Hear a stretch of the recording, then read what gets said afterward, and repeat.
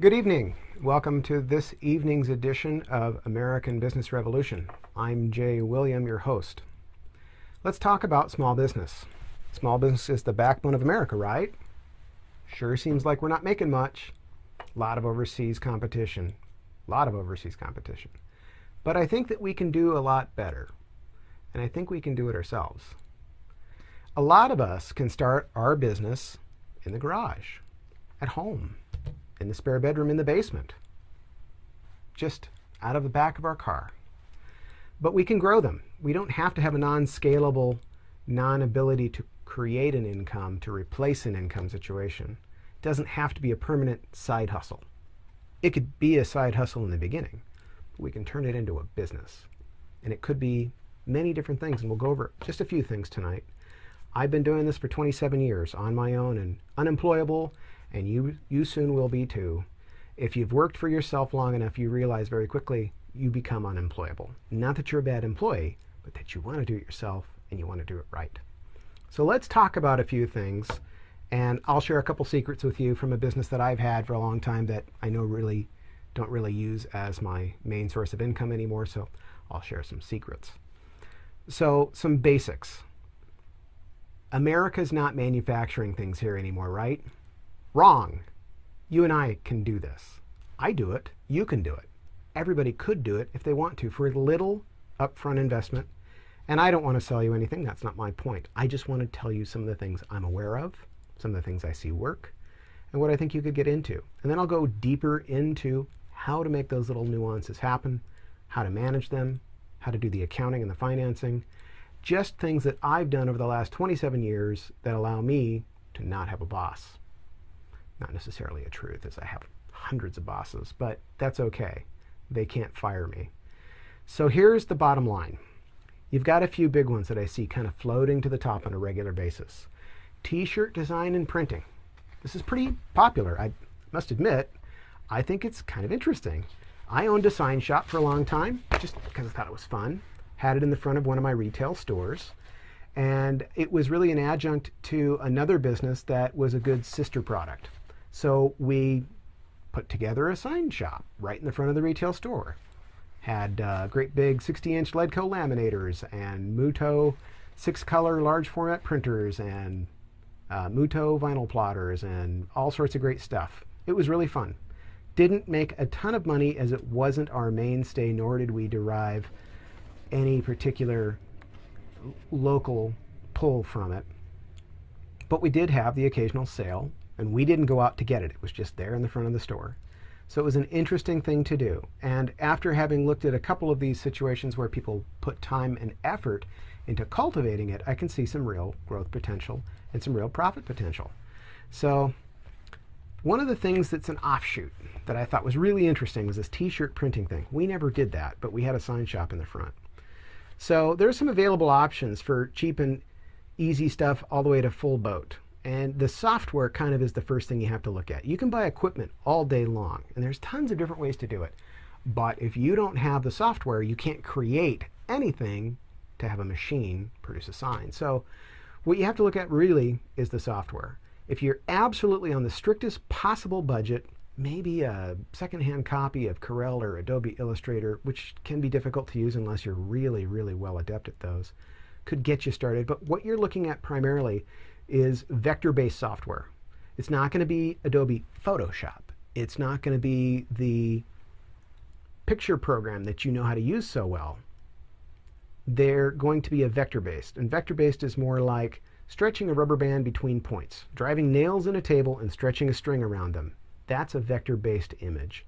And it's scalable and has no problems with resolution, whether you scale it up or scale it down. So the resolution's never an issue. So you got to start from that standpoint. I personally go with the Pro software. It's what we have. It's what I bought. I'm a big fan of it. I love Gerber Saber routers. I love Gerber software, Omega and ArtPath. I'm a huge fan, but it's thousands of dollars. And you can start lower. So something some of my friends do who have plotters is get Final Master Pro, and that does work. Or they use Corel because they know how to use it. Or they use Adobe Illustrator because they know how to use it, have an old copy. All that's going to work fine. even down to some of the basics, like if you have a Cricut or a Silhouette. My daughter likes to run her Silhouette and cut vinyl with it. It works. It's not a huge palette to play with, but it works. So you can start there. And for t-shirts, that's actually a perfectly viable place to start. So once you've nailed down the software, you need a piece of equipment. You got to cut vinyl. Wait a minute, t-shirts, printing, how does vinyl play? Because the easiest way to make a t-shirt is actually simply to cut some iron-on vinyl, leave it on the backer, weed the material out, throw it on a heat press platen for a t-shirt, and heat press it onto the t-shirt. You can do multiple colors this way. Very interesting, very quick way to do something. However, it's not terribly scalable, but it's certainly a place to start. With t-shirts, scalability is all about the right kind of equipment. So I would say if you have a way to produce the design, which is just any software that will do the vector-based software you want, that will talk to a plotter of some sort that you have or can get, whether that be your Silhouette, your Cricut, your Roland Sticka, or your Fast Track 1300, which is over here in the corner, or a Mutoh. Whatever it happens to be, no matter what size it is, you can start there. And then plan your t-shirt platen size accordingly. Like with a Silhouette, you have, I think, a 20 by 10 or 12 by 24, something like that. My daughter told me, and I didn't really listen because I was more impressed with the idea of it, and my head was spinning. So a 12 by 15, I think, or a 10 by 12 is a size of press that you could get. You could get an inexpensive press. I'm not a fan of buying overseas product, but these days, if you want to start up and you've got a couple $100 to spend on a press, you're not going to get an American-made press. It's $1,000. I think the cheapest one I could find was $700, and it was really basic, but I don't even think that would get it to you with shipping. So let's live in reality. At the very least, don't buy it from an overseas source and have it shipped in. We don't want to funnel any more money into overseas product as we are voting with our dollars. You'll hear this from me repeatedly. You're going to vote with your dollars. American Business Revolution is all about voting with your dollars. So let's buy it from an American distributor at the very least and bring that in. So eBay, Amazon, what have you, bring in your 12 by 15, 10 by 12 t-shirt press and get started. And make a few t-shirts for fun. Your friends and family are going to load you up with great ideas. Just run it. You can get shirts from Michaels, Gildan shirts. I wear them all the time around work, just plain ones. Now I'm itching to put something on them. So there you go. You can get them at Michaels, or you can go online and order them in gross. But just start with what's going to work for you. Don't go buy enormous quantities of t-shirts by the caseload because you don't have a business yet. You need to create the business model, and you need to get the manufacturing system down pat. So basics, software, plotter, now the t-shirt press. Play with it extensively. Wear these shirts. Give them to your friends and family. You're going to need beta testing. You need ideas. Start culling all those idea farms from your friends. Start coming up with some interesting art. The one thing you don't want to do is copy something else. If you go out there and see a ton of this design that says this, well, that must be great. So I'm going to do the same thing. Terrible idea.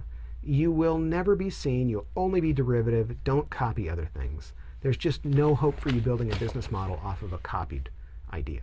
So do something unique. Do something different. Create a niche. Maybe it's a mommy thing. Maybe it's for your geekiness that only you know and you're super into. I guarantee you somebody else is super geeky and into it too. And maybe nobody is serving that market. So there you go. You jump right in. So now you've got software. You can create the design. You can cut it. You can iron it onto the shirt. You got to sell it. eBay's an easy way to start. There's Etsy. Amazon seller markets are there, and you can get into them. You could even go into Sears, a number of things. You could do your own website with Shopify. Really easy way to go. That's what I use. Any one of those, and then maybe a little bit of advertising money with Google AdWords. I'd go Google AdWords shopping with a merchant account, nothing else. And you're off and running, and that's a real business. It's going to take a while to germinate. It's going to take a while to get customers. Develop your email list when people are buying from your website. Make sure they're clicking the box that say, I want your newsletter, so you can send them the new designs and let them know new things are out. Listen to your customers, ask them for ideas, and run with it. You never know. So there's t-shirts. There's a lot of people doing it, admittedly. So just jumping in is slightly derivative, but no big deal. You know, it's something to do. I'll probably do it, and we'll get into it. We'll play with the press here and see how that goes. Now, one step beyond graphic design and sign making. Well, you could jump from what I just gave you into full-on sign making. You just need a little bit bigger plotter and a way to cut board substrate material and do application. Or maybe you don't do that at all and you don't apply it and make a physical sign. You do it on site, on the glass, on the business, on the vehicle. Maybe that's all you do. Software, plotter, a table to weed, and clients. And you can just make business cards. Go to Vistaprints, get business cards, and just put them through every mail slot in your area. Don't put them in the mail. Mailboxes are off limits. That's federal. But the little slot on a business door that you shove the mail through technically isn't a mail receptacle. I get stuff through mine all the time. Or you can just put a little piece of tape on the door or a little note, hey, I'm in town. See, your business doesn't have a ton of verbiage on the glass or your vehicle isn't marked.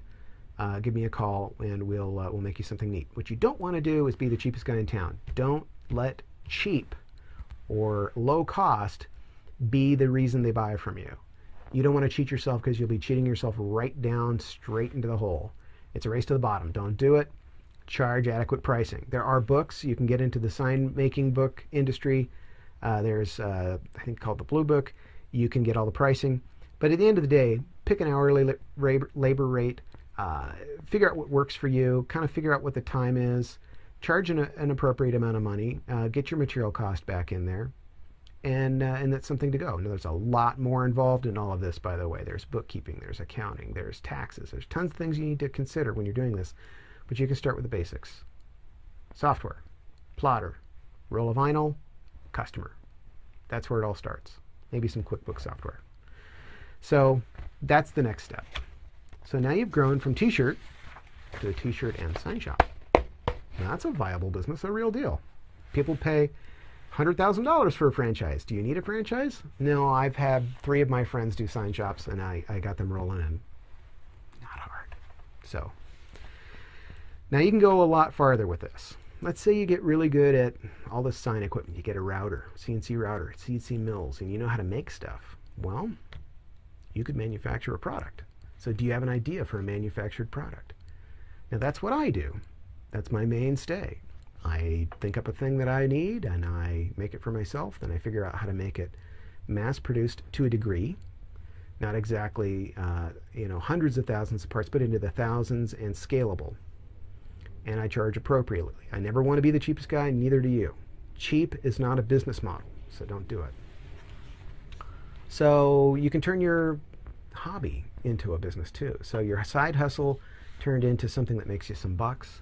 Hasn't replaced your job yet, but then you got that first, signed customer that really, really gets you to the point where you're thinking, gosh, am I going to quit today? I don't know.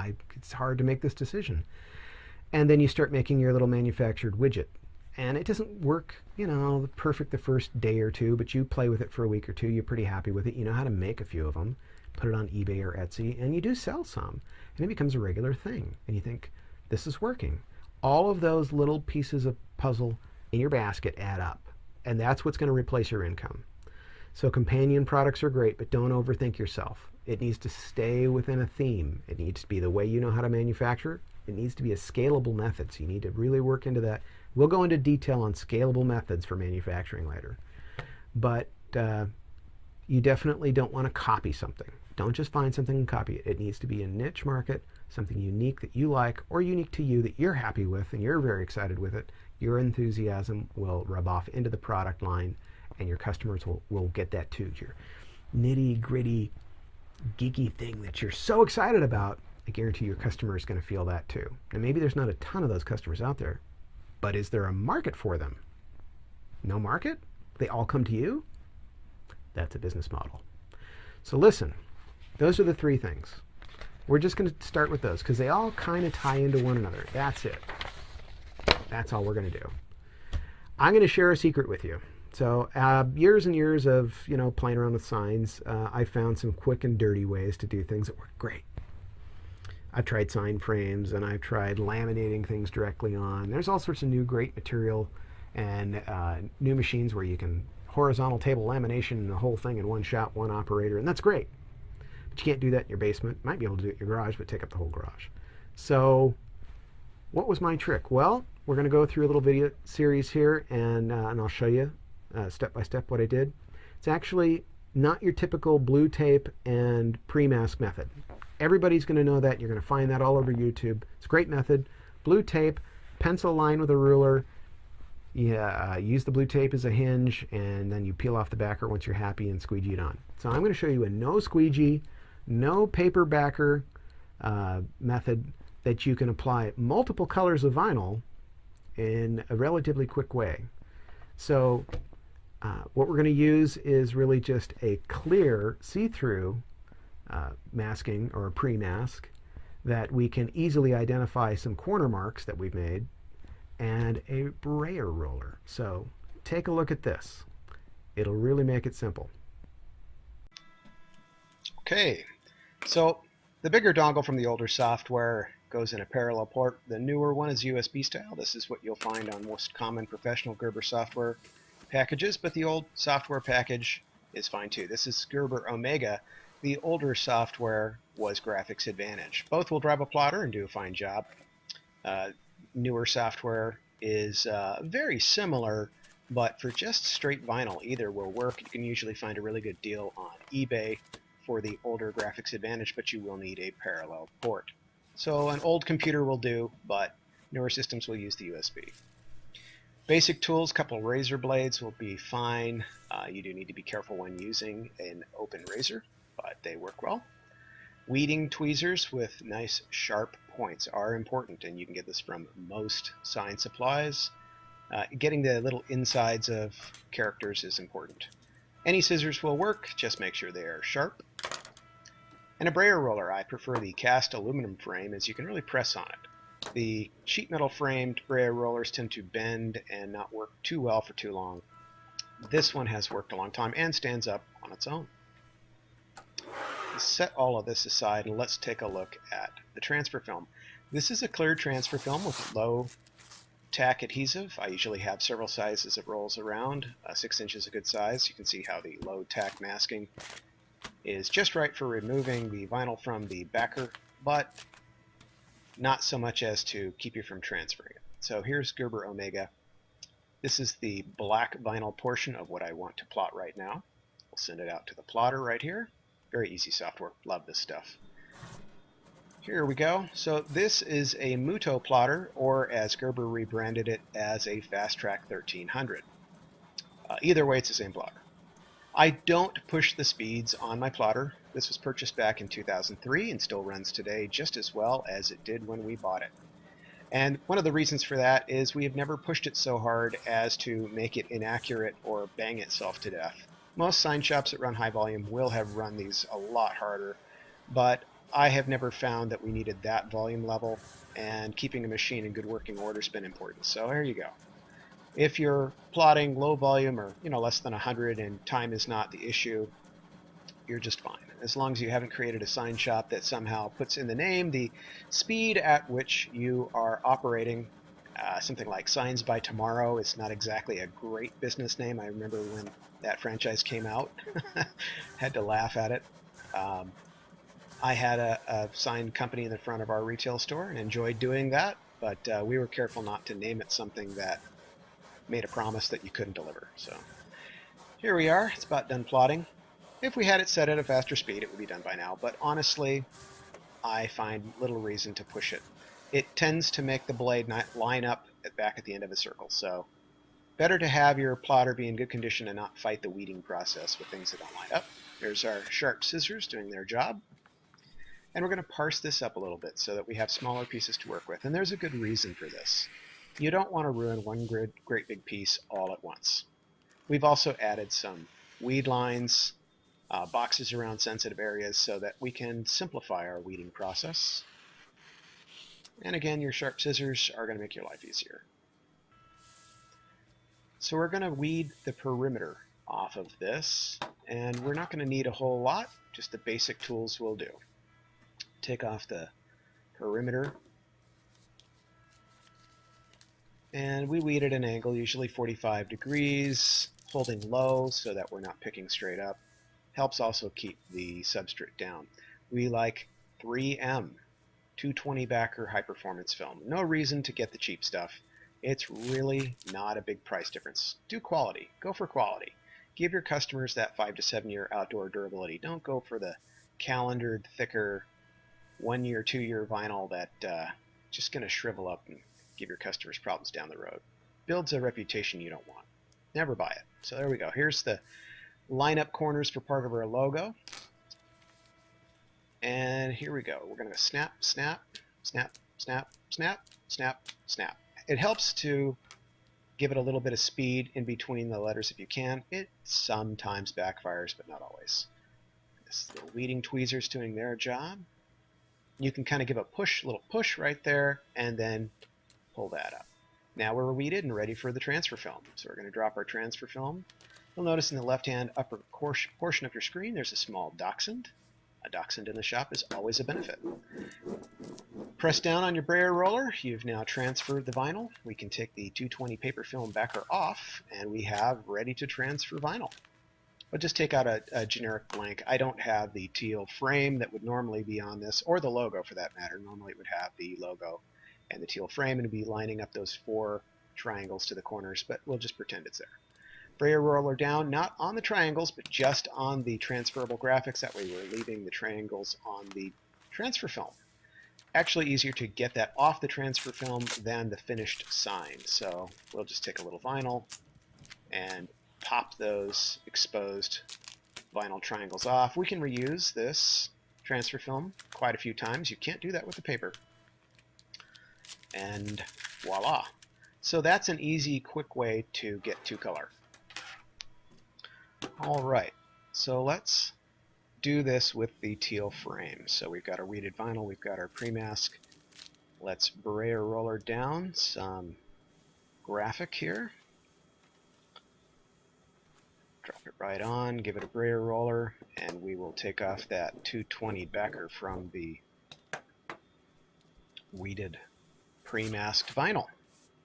So you can see here we have the teal framed, logoed blank. So this is the real deal. I'm going to line up those lower 2 triangles right in the corners so we know that we're dropping in, leaving a tiny little white gap. But it's really simple. Drop, no fold, little brayer, and voila, you have a 2-color vinyl sign really quick. And this is fairly accurate. Smaller signs are obviously going to be better. Bigger things you probably want to get out your sign frame. But for a lot of these little signs, you can rock right through it. So that's it. There's your secret. There's something you're not going to find readily available. That's my little secret. I've been using it for a long time, and now it's yours. So this is Jay from American Business Revolution, bidding you a good night and a good secret.